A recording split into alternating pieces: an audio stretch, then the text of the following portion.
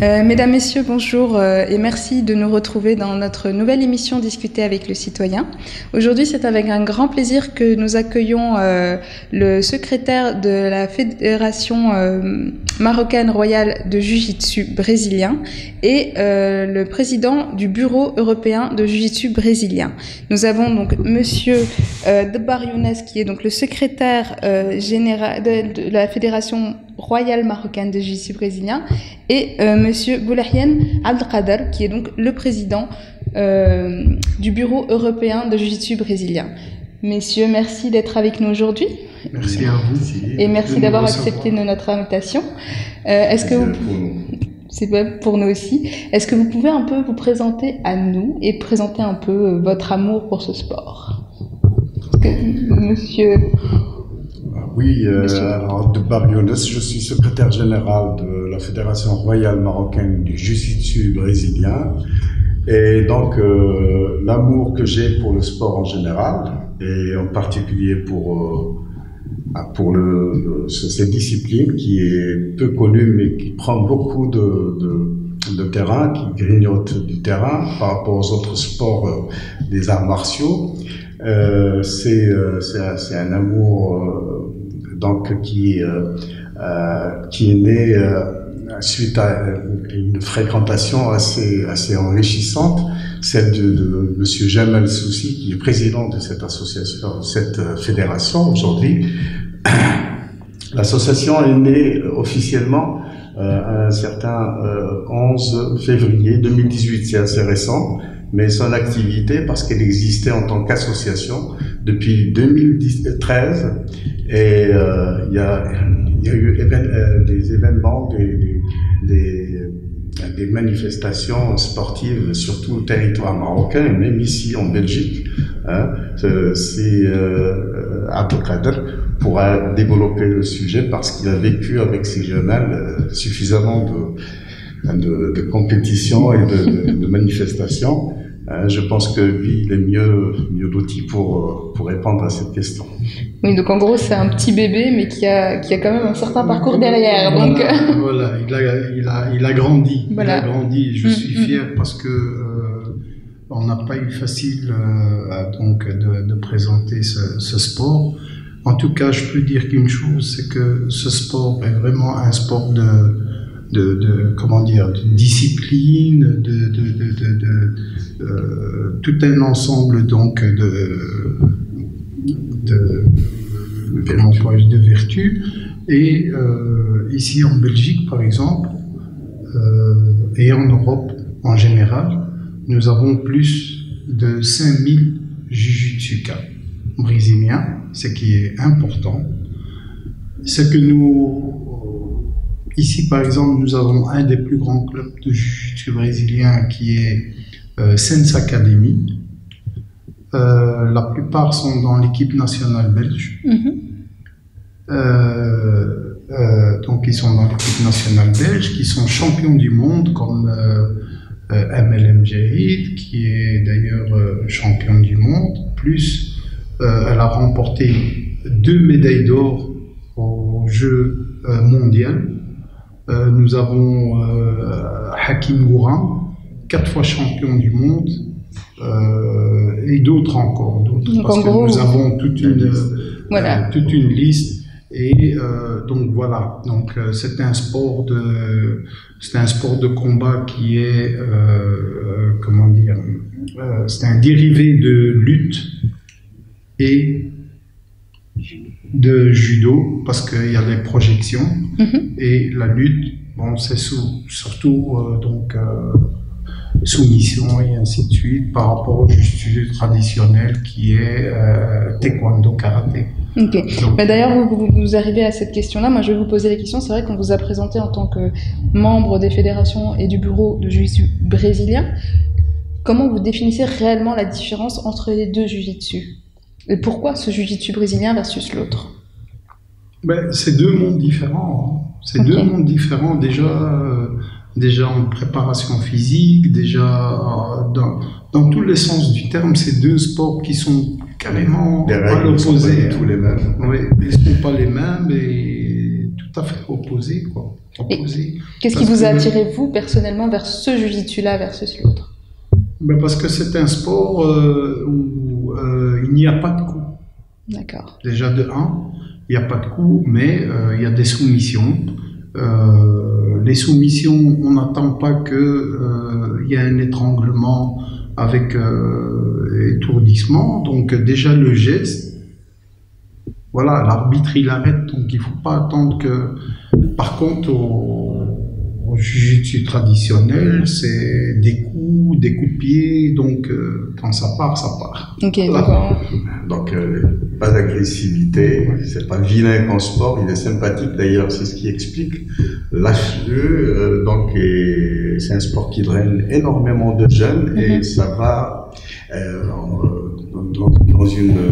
dans une lancée, je dirais, exponentielle. Énormément de jeunes qui sont adeptes. Et puis, c'est un sport qui apprend la discipline.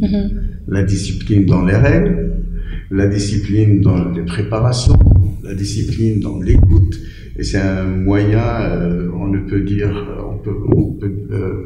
peut dire qu'il est efficace par rapport à la communication avec les jeunes et par rapport à leur avenir et dans ce qu'ils vont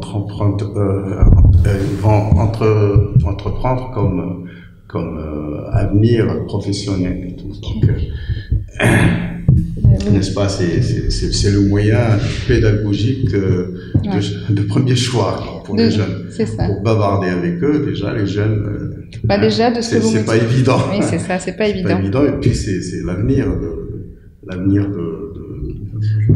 comme c'est pour le Maroc, c'est également l'avenir des jeunes ici en Europe, leur intégration, leur prospérité, leur épanouissement, tout va dépender grâce à ce sport, nous pensons que parvenir à des résultats positifs. À long terme, oui, effectivement, Oui. De ce que j'entends de vos définitions, c'est un sport qui est plutôt cortiqué, qui amène la réflexion, et puis le choix du geste à faire en anticipation. Est-ce que c'est aussi ça qui permet aux jeunes de mieux s'exprimer, de mieux faire, de plus être vigilants, d'attirer plus de jeunes? Tout à fait, parce que sans oublier que le jiu-jitsu brésilien est le sport le plus efficace au monde. Efficace par rapport à quoi? Par rapport à la défense ou par rapport à la défense?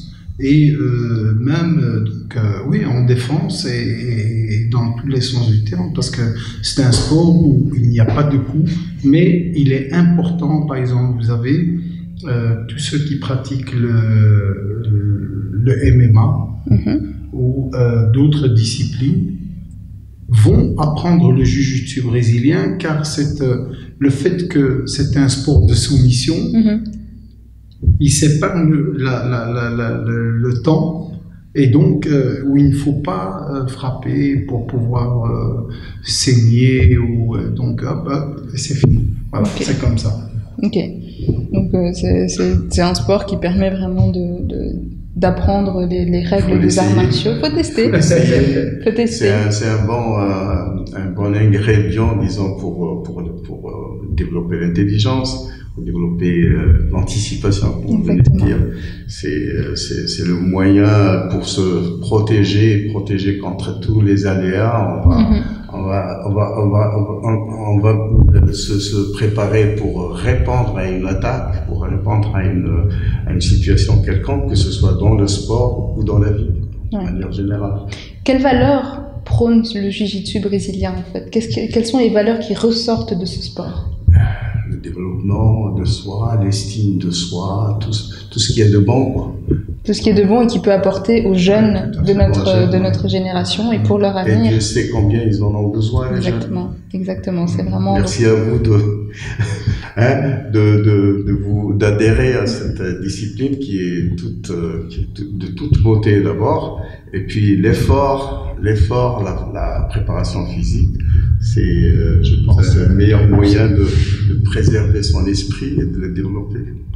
C'est un sport très éprouvant, mais c'est une grande qualité. Quand vous faites ce sport, c'est une grande qualité. Et aujourd'hui, au Maroc, ce sport se développe très très bien. Je Je ne sais pas exactement combien de clubs qui se sont donc intégrés à ce sport, et tous les jeunes sont attirés par ce sport parce que justement il y a une certaine noblesse dans ce sport. Qui attire beaucoup les jeunes aussi. Alors au niveau de la Fédération royale marocaine du jiu-jitsu brésilien, qui est récemment officiellement donc mise en place, nous avons pu créer en si peu de temps 5 ligues. Hein, c'est beaucoup. 5 ligues au Maroc qui comptent pour 5 régions, qui comptent 12 régions. Nous pensons que d'ici la fin d'année, nous aurons complété l'échiquier. Et c'est toutes les salles, tous les clubs de chaque région qui vont devoir adhérer parce qu'il n'y a qu'une seule fédération pour chaque type de sport. Donc, tous les clubs qui pratiquent ce jeu, qui est en train de prendre beaucoup de terrain, vont adhérer, ce qui explique un peu. Nous sommes actuellement à quelque chose comme 580 adhérents et nous avons une assurance pour 1000 adhérents pour commencer. Ça explique un peu. C'est beaucoup quand même pour un bébé naissant, c'est énorme. C'est beau, parce que le travail a commencé depuis bien avant 2013. 2013 a connu la naissance de l'association qui est devenue aujourd'hui fédération reconnue et connue de tout le monde. Bien sûr. Alors c'est vrai que nous avons la chance d'avoir les deux continents sur notre plateau, donc l'Afrique et l'Europe, donc particulièrement le Maroc. Quelles sont les collaborations que vous souhaitez mettre en place ici? Oh, l'échange. Ah, voilà. C'est merveilleux. Voilà, bien sûr. Connaître l'autre, hein, se lier en amitié, pourquoi pas. Amitié qui deviendra collaboration, qui donnera naissance à d'autres acquis de part et d'autre. Je pense que si Abdelkader est mieux loti, et avec Monsieur le Président, si jamais le souci, pour vous dire ce que je résumerai là, qu'on est bien parti.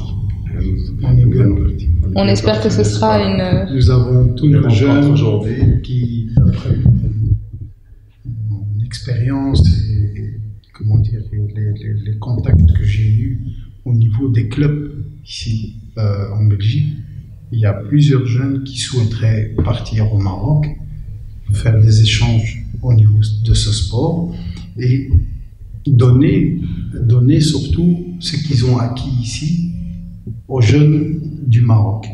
C'est aussi un échange en fait, un échange de compétences. Beaucoup d'espoir. D'espoir, Parce que c'est contagieux quand on est positif. Bien sûr.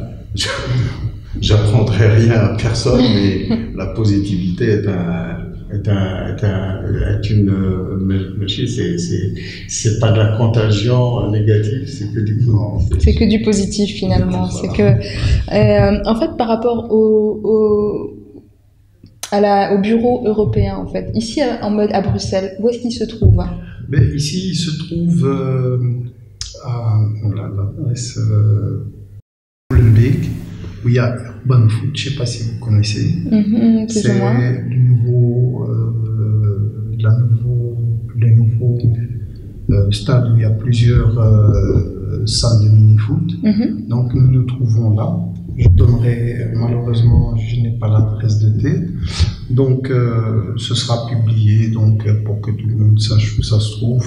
Mais ici, c'est nous qui partons au contact avec les clubs, avec les athlètes. Donc voilà quoi. Et vous avez quel type de population en fait? Plutôt des jeunes, plutôt des personnes plutôt d'âge adulte, âgé? Quel type de population? Nous avons des jeunes entre 14 ans et 25 ans, 26 ans, donc beaucoup de jeunes qui sont amoureux de ce sport et qui sont très attachés à ce sport. Et voilà quoi, donc c'est entre 14 ans et 26 ans. Mais c'est un sport jusqu'à 100 ans, vous pouvez le pratiquer, il n'y a pas de problème. Et vous avez des jeunes belges, vous avez des jeunes... Nous avons de toutes les confessions et de toutes les nationalités. qui sont le bienvenus pour participer à des échanges au Maroc. Il n'y a pas de différence au niveau de nationalité ici. C'est la Fédération royale marocaine. Ça ne veut pas dire que c'est uniquement pour les Marocains. Non, non.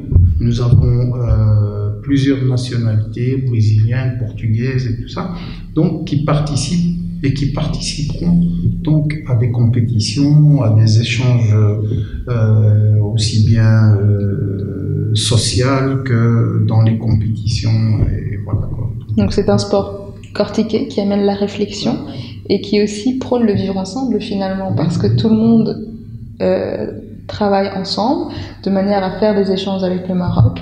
C'est ce qu'on souhaite finalement. Lorsqu'elle est ouverte, elle s'ouvre sur des chantiers culturels, des chantiers, je dirais, de créativité multiple.